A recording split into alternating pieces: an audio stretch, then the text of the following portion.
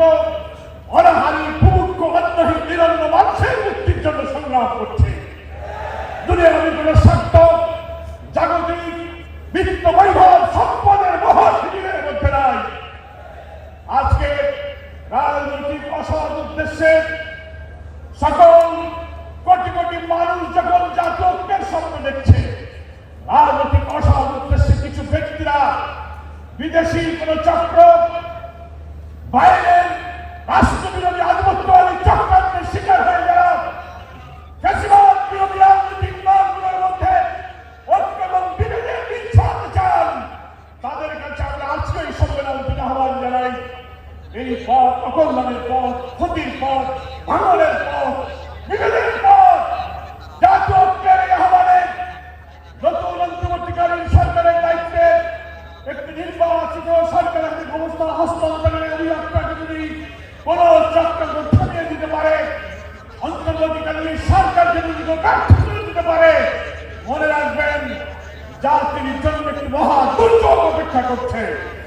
আমরা দেশবাসীর কাছে আহ্বান জানাই, সকল অপপ্রচার মিথ্যাচারের বেড়াজাল ছিন্ন করে আসুন একটি শান্তিপূর্ণ বাংলাদেশ নতুন রাষ্ট্র বিনির্মাণের চেষ্টায় আমরা এই দেশের মানুষকে ঐক্যবদ্ধ করি।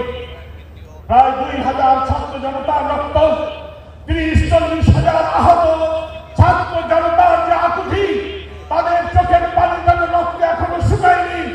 আমরা যদি জুলাইয়ের গণঅভ্যুত্থানের এই চেতনাকে ধারণ করে রাষ্ট্র গঠনে এবার ব্যক্ত হয়ে যায়, এ জাতির মুক্তির আকাঙ্ক্ষা মৃত্যু ঘটবে। ইসলামী ছাত্র শিবির সেই বিপ্লবী কাফেলার নাম। জুলাইয়ের ছাত্র গণঅভ্যুত্থানে ঐতিহাসিক সংগ্রামের এক গর্বিত অংশীদার হচ্ছে ইসলামী ছাত্র শিবির। আমরা তাই মনে করি ইসলামী ছাত্র শিবির সেই ঐতিহাসিক এই সম্মেলন থেকে আগামী দিনে অভিষ্ট লক্ষ্যে তারা এগিয়ে যাবে। কোন অপপ্রচার, কোন বাধা, কোন মিথ্যাচার, কোন ষড়যন্ত্রকে শিবির প্রশ্রয় দেবে না। সম্মেলনের ডেলিগেটদের কাছে আমার একটি আবেদন থাকবে, ইসলামী ছাত্র শিবিরে এসে আমরা যদি কোথাও এখানে দাওয়াত পেয়েছি, বই পড়েছি, ভিত্তিতে তৌহিদের ভিত্তিতে জীবন করার শিক্ষা পেয়েছি, চরিত্র নৈতিকতা জ্ঞানের যে আদর্শ আমরা শিবির থেকে পেয়েছি, সমাজের মানুষের হৃদয় মন দিয়ে আমরা এই সমাজকে তখন আলোকিত করতে পেরেছি। আজকে এই সম্মেলনে সারা দেশের সদস্যদের এটাই প্রত্যয় হওয়া দরকার।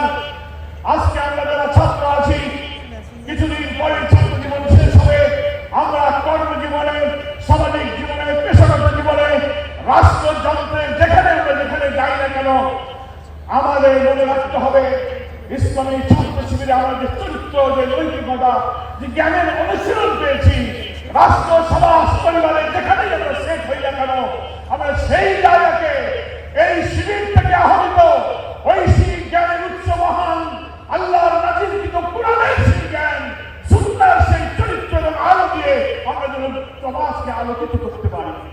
আমরা ছাত্র জীবন শেষ করে দিতে পারি, চাকরিতে যেতে পারি, ব্যবসায় যেতে পারি, আমরা রাষ্ট্রযন্ত্রের বড় বড় জায়গায় বসতে পারি। আমি কি পথ ধারণ করলাম সেটা আমার কাছে মুখ্য বিষয় নয়।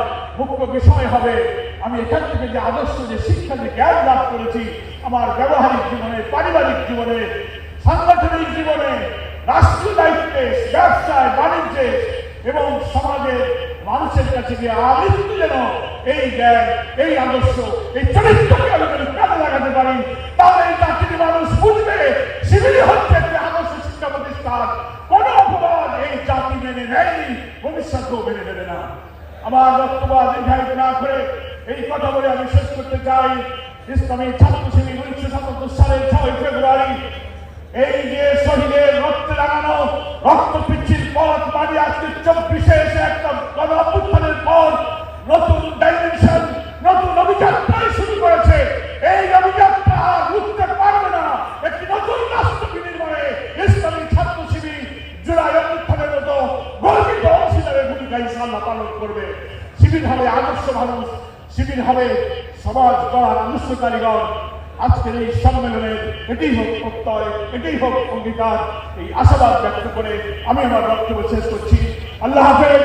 বাংলাদেশ জিন্দাবাদ, ইসলামী ছাত্র শিবির জিন্দাবাদ।